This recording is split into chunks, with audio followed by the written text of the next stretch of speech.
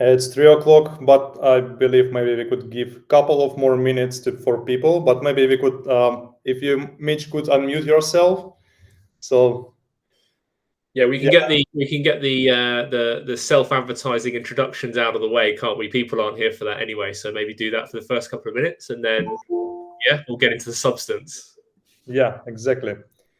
Yeah, well, I would like maybe to introduce first myself. So I'm Tim Babkin. I'm taking care of international sales in Seidat, and I am former pro basketball player. That's why it's time out, because like I work in sales and I have big background in sports, and I believe that there is quite much in common between sports and sales.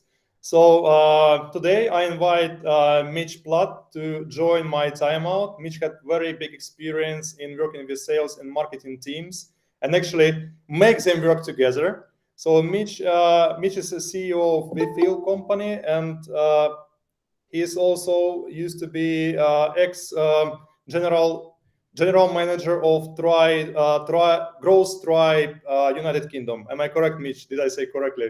Yes, that's right. And you guys, I don't know if anybody is familiar with the Nordic Business Forum, but actually the guy, a guy called Antti, who runs the Finnish arm of Growth Tribe, did quite a good talk there a couple of years ago. I don't know if anyone was there, but yeah, thank you for the introduction, Tim. Yeah, I guess so a little bit more about me before we kind of head in. So yeah, my background, I started my career in marketing, and then kind of like migrated into kind of partnerships and sales. Hi there. And I've worked for all kinds of businesses, from startups through to very large businesses. And most recently, and I think what qualifies me to really do this talk today, was my work at Growth Tribe. So we're like a Dutch ed tech, about 150 people strong, and we really focused on like digital marketing, growth, and more recently kind of digital transformation. But a lot of our work was with kind of sales and marketing teams. So I've seen kind of firsthand a lot of tricks, tactics, strategies, and kind of what works and what hasn't. So that's what I'm going to share with you guys today. That's really interesting, and I really I'm very excited because we discussed with Mitch a couple of things about this topic, of course, before, and I was really excited about it here because it's something I believe like every one of us can get some really good insights, because I can bet in every company there is something to improve between sales and marketing. So this is from my experience. It's funny, isn't it? Because if the two teams can work together, the results can be extraordinary. But in most organizations, like, they're kind of at loggerheads because there's so much collaboration that's needed, and when that's not achieved, it creates friction, right? And that makes total sense. But there are definitely some areas that I've seen businesses focus on that reduce that friction and actually make teams work in harmony. So should we dive into them now, Tim? Is there anything else you want to cover before we kind of start discussing? I think we already kind of already put our legs to the water a bit. Okay. Cool. I think we could start, and I really think that there is quite much in common, because if I think about my professional basketball career, it's been always there is different type of positions in basketball, and sometimes players are really stick to their KPIs. Okay, if I'm big guy, how many rebounds I should make?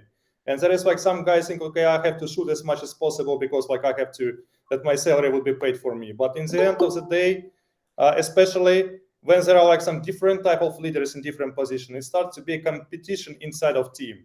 So I think it's something similar can happen also in business teams, when on some way players start to concentrate on their own KPIs instead of goals that have to be achieved together. So I believe it's something similar in sales and marketing. What's your feeling, Mitch? No, 100%. So my first one is my first kind of area that I think you can really push the needle on to getting teams working together is around targets and incentives.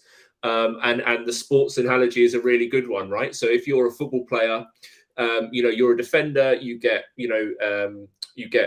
incentivized for clean sheets, and if you're a striker, you get incentivized for goals. But then there's also incentives for winning the match, for winning the league. And there's all these other incentives which actually make the team, much more coercive and understand that the bigger picture is not, just their little job, right? There is a bigger objective. And I think a lot of businesses miss the opportunity here. Often management, senior management is incentivized, and it might be, whatever, an annual thing or even long-term incentive programs.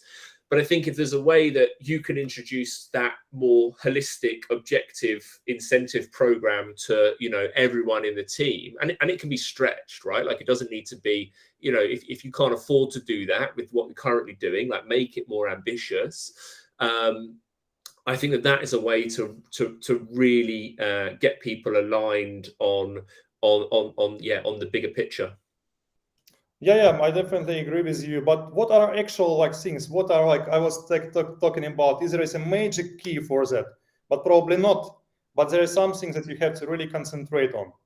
So I think it's different for different businesses, right? So obviously you need to keep the for marketeers, they need to have their standard targets, MQLs, whatever the metric is that they are, master of the destiny for. But then I think it's also worth having, and same for sales, right? They need to have the commission, I think the commission and all this stuff is really important. But I think there's some holistic things, and it depends on your business, right? So if you're just, I guess a classic one would be, revenue or profitability of the business would be a really, really good one, a classic one. But I don't know, if you're aiming to achieve, I don't know, some certain credentials, I don't know, a new ISO certification, or I don't know, there's all these millions of things that you could go for. Maybe an award, maybe you want to be, maybe you want to be recognized in something local. So again, it aligns the team on this clear objective, which enables everybody to kind of pull in the right way. Actually, before we launched into this, I should have said that a precursor to all of this is there are no silver bullets here, right?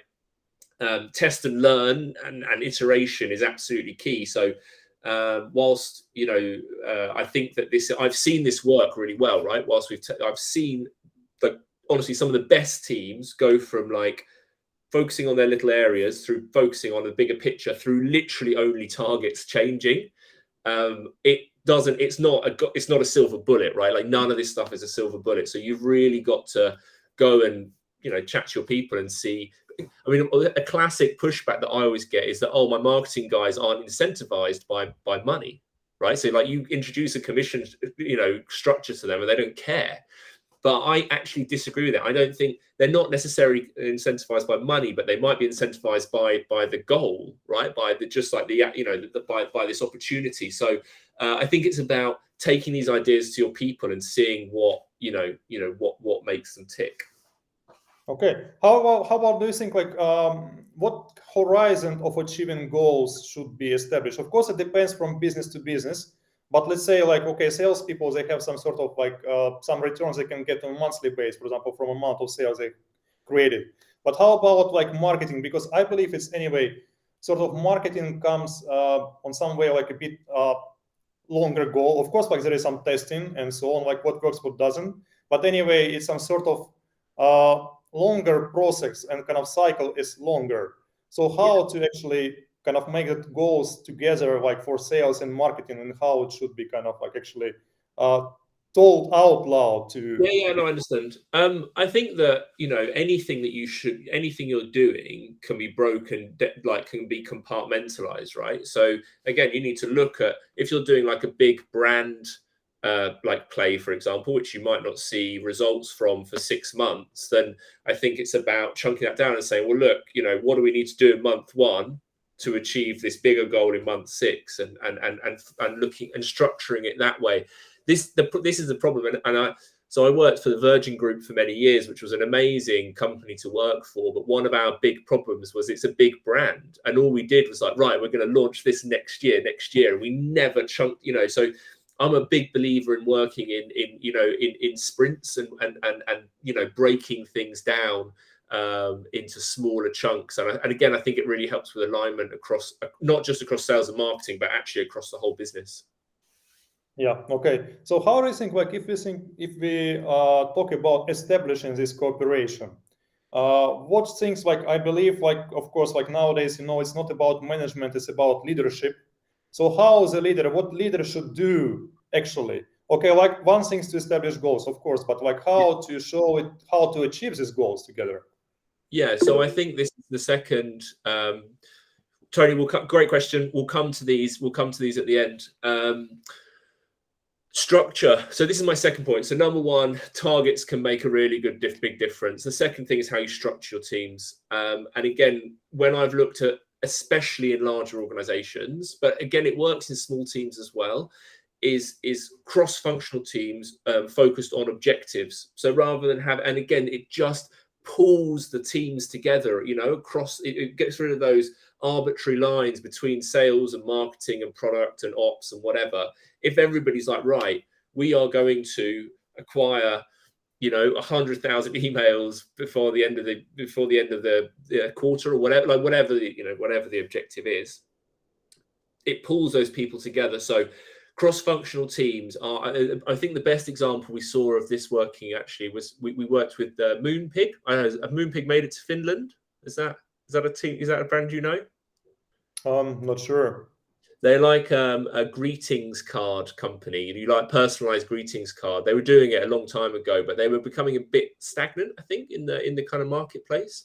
And again, they kind of recognized that this was because of all these teams kind of working in silos and towards their own kind of set of objectives. They were using KPIs actually as a framework.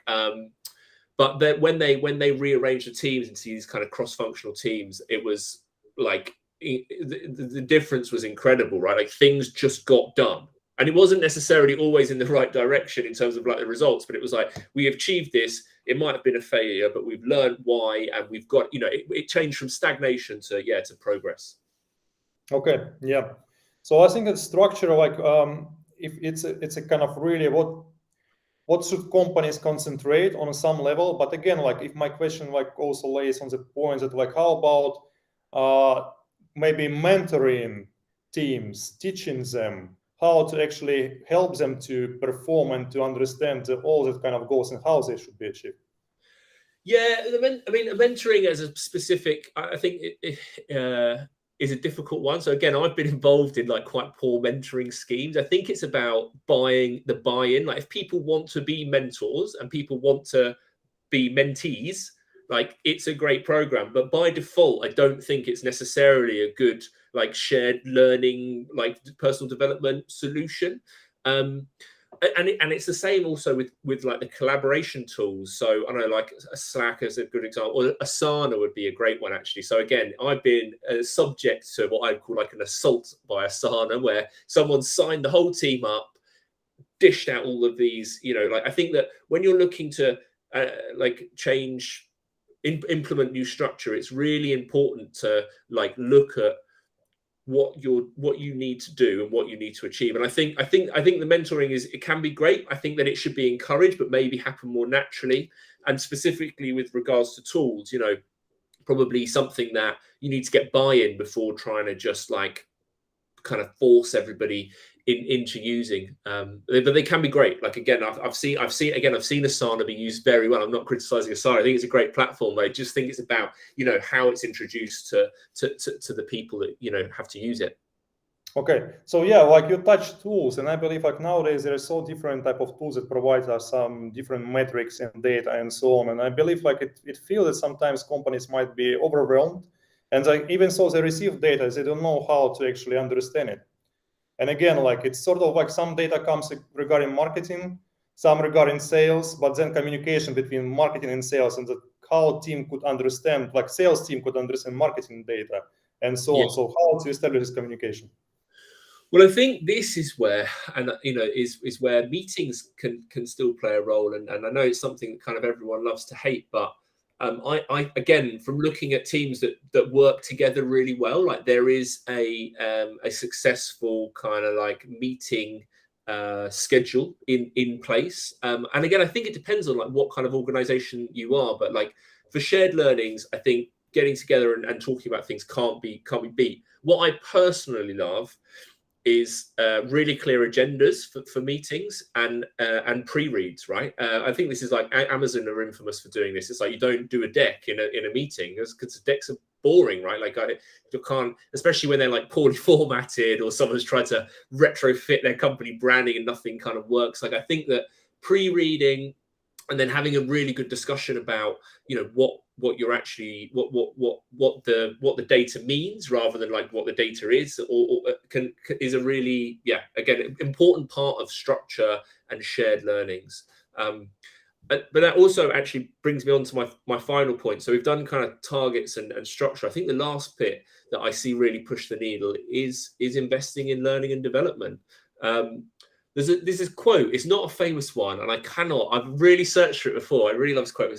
Somebody said that, you know, it's like a common accepted norm that when you sit on a table with someone, you'll speak their language, apart from in business. And I kind of totally get that, right? Because you've got, and I've seen it play out. Like people are standing up there, maybe presenting or even talking about, you know, data and I don't know, anything from churn rates to acquisition numbers, and other people are bamboozled by this. They're completely blanked by it, and it's something I've seen, honestly, like so many times. I mean, when I was at Growth Tribe, we trained like over 1,000 people, and a lot of those were in teams.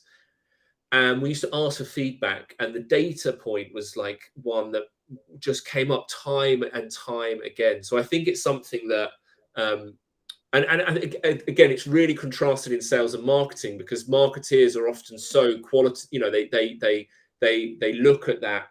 They look at data, you know, often, and you know, they're used to managing quant data, whilst salespeople are not, right? Like they're used to speaking one-on-one, but actually, if you can combine those two together, like super powerful. But I think that's where the learning and development plays a role, because if you invest in people speaking each other's languages, that again it just pays dividends. Yeah, you actually touched presentation. I think, like, for example, in our company, it works quite well in the way that, like, we don't, like, for example, let's say, if there is like some report from some team, it's not about like someone will create deck and pitch like that some information, but it's about more like having one deck that used for whole team, that could be interactive and kind of everyone could add their information there. Because like for us, why it works well, because like you can always get back to like before how it was. So it's kind of sort of more, okay, we have agenda, of course, like this totally clear, is like very important thing.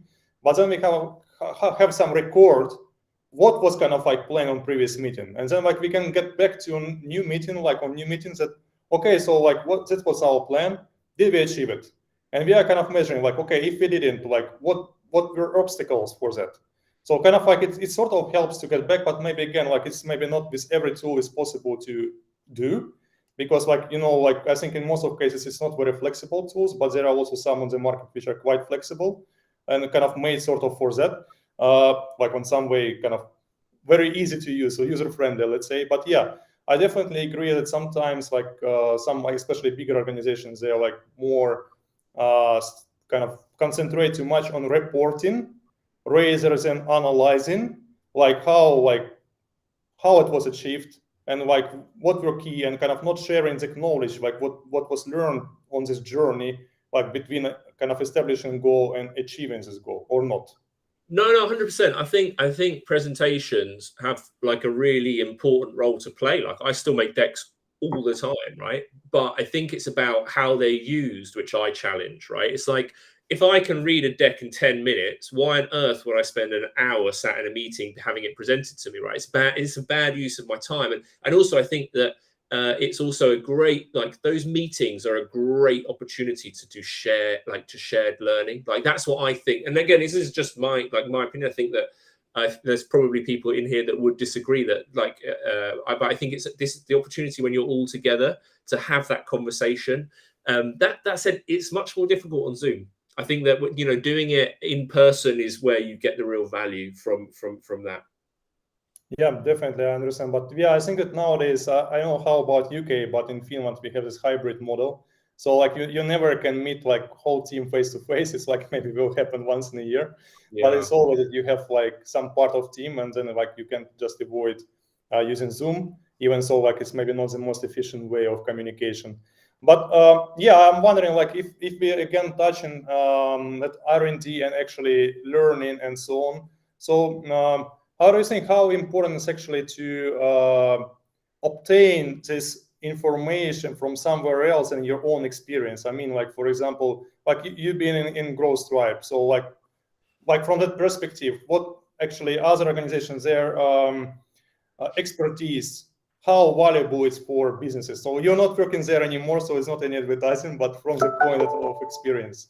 Do you know what's funny? I think that one of the things that I learned, one of the most interesting things I learned at Growth Tribe was that the learning of like the actual hard skills is probably not the most important thing. It's like teaching people to learn again, because a lot, I mean, and you know, a lot of people finish. And again, I think this is definitely true in the UK. I think you know, Europeans are generally better than us, but like it's like people finish learning at school and then they like work for the rest of their lives.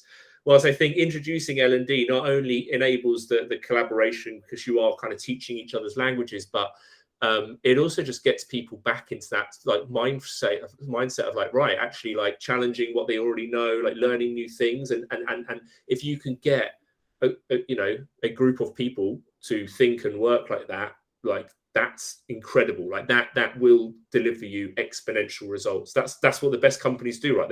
They're learning companies. The best example actually is the new CEO of Microsoft. Have you seen?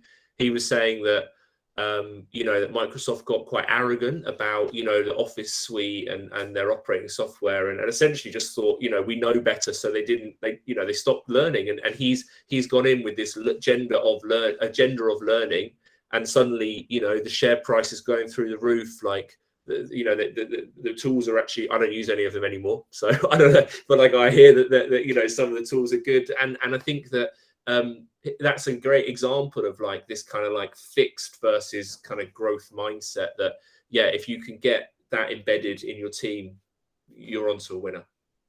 Yeah, I think it would be actually quite nice to start asking questions from guys who attend this webinar. So like Tony asked, are OKRs better than KPIs in terms of creating alignment? I think like on some way like we answered, but maybe we could like you could also open it a bit wider.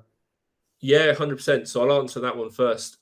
So I personally am a fan of the OKR framework. Although I got to say, again, from working with a lot of businesses, you need to do them properly. And I think the reason that people use KPIs is because it's simple, right? Like you're like, right, here's a number, like black or white, right? Like yes or no.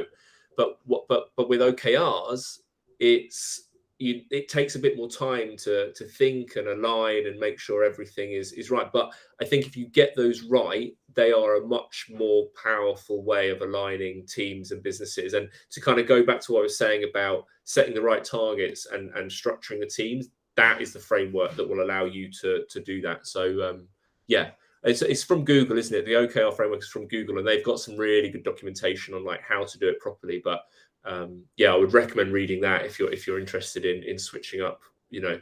Definitely, maybe we could even include like, because like after the meeting we will deliver recording and also key takeaways, and maybe we can also put some couple of recommendations of literature or some sources where we could learn more about this question. Yeah, 100%. I've got links for that. Great.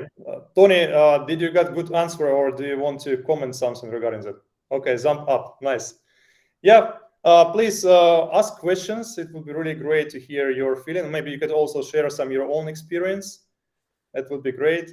Mikhail, yeah, if you disagree with anything that I've said, I'm always very happy to be challenged on things, or indeed learn something new myself.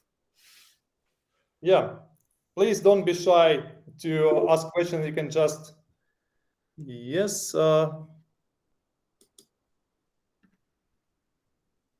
Yeah, Tony.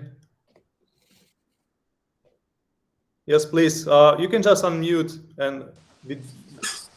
Cool. Okay. Thanks, Tim. Michelle, it's been great listening to you. I'm a HubSpot partner, so big fan of sales and marketing alignment.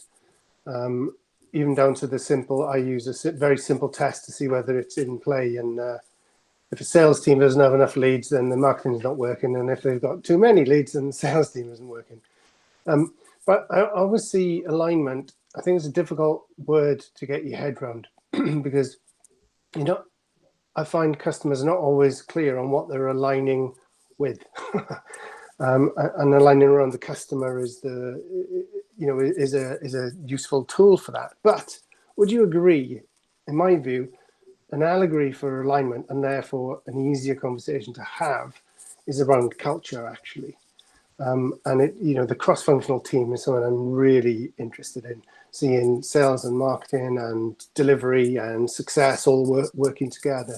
What we're really talking about is a positive culture in the business, isn't it? Yeah, 100%. So if you ever get the chance to meet the founder of Growth Tribe, David Arnoux, that's what he would say. Like, that's what we would change, right? That's what you're buying into with L&D is like the changing of the culture. And I kind of gave a nod to that, I guess, by saying, if you can get your team working around, or getting into this mindset of like learning new stuff, challenging themselves, like you're onto a winner. With the alignment point, actually, Tony, I think there is an answer to this, but I think it depends on how open a company wants to be with you, or as like with any third party, because if the business is obviously like in an ideal world we align around the customer, but if you're going to sell your business in 12 months, maybe you're not. Like, maybe you're looking to like drive profitability. It really depends on like the bigger and I think that it's a bit of a miss from companies to not be more open about that, because I think that's what, again, I kind of made a nod to this with like the L tips. Like I knew. So this was a big secret. Like when I was working at Virgin, like the senior management would always have these huge incentive L tips on the shop, but we never knew what they were. And I always thought that was absolutely mad. Like, why wouldn't you want us to be all pulling to? If I was one of them, I would have split it amongst the team a little bit and been like, look, guys, you help me achieve this. We'll get you there. So I think that's the alignment is not, again, it's not one size fits all, because it depends on what the business wants to do. And actually, one final point, and I wanted to say this at the start and I forgot, I think one of the biggest challenges of achieving any kind of cohesion here is, I said at the start, you've got to do like test and learn. Well, actually, the test and learn methodology is pretty straightforward. The really difficult part is when you say, right, this has been a success, and you transition that into BAU. And that is where, in my opinion, most businesses fail, because you either have businesses sit in this perpetual experimentation phase, or they don't do any experimentation at all. The most impressive businesses are the ones that are able to make that leap, and they're the ones that win. Great answer. Yeah, I have actually one question. Like, if you think about smaller scale organizations, like not big, when they just start their journey, like business journey, like let's say, what should come first, marketing or sales? It's like the chicken and egg question, isn't it, Tim? I think that, I guess it has to kind of be marketing, right? Because otherwise, how does anybody hear about you? But then, you need to be able to close those sales as well. So I think this is, again, where there's a really good book, actually. I'm sure everyone's probably read The Lean Startup, but there's another book in that series called Lean Analytics. And in this book, they talk really eloquently about the one metric that matters, OMTM. And this is a really, really cool concept, which would actually answer your question far more eloquently than I could in 1 minute. But essentially, long story short, essentially it's talking about how to be agile enough to be like, right, I need some new customers, right? I need to close some more sales, and how to do that. And some really good examples for like a lot of different business models. Yeah, very good answer. I think that we probably have time for one more question, if someone has, and then we are like already quite tight with our timing. So please throw the question if someone has. Well, look, if anybody comes up with any questions later on, you're welcome to reach out with me on LinkedIn, and I'm happy to answer them directly. So you've got that available as well. Yeah, so thank you so much. I really thank you, Mitchell, for attending this like sales timeout. It was really great to communicate, and I believe that like some of us, every one of us, got something new and like something to consider, and what would be helpful for aligning sales and marketing. And thanks for everyone for attending the sales webinar. We'll make them more often, and I would really appreciate you seeing and chatting together with me and our guests who will. Like every time we'll have some new guests, maybe from different locations, from different with different expertise. But again, everything comes. Sales should make it's kind of like some energy what makes company work. So let's make it, and let's help to you win more deals together. And let's stay in touch. And please, if you have some topics in your mind, I will be happy to hear them. And if you maybe have some guests in your mind as well, so please. Let's connect on LinkedIn and let's discuss it. Thank you so much, and have a nice day. Cheers, guys. Bye-bye.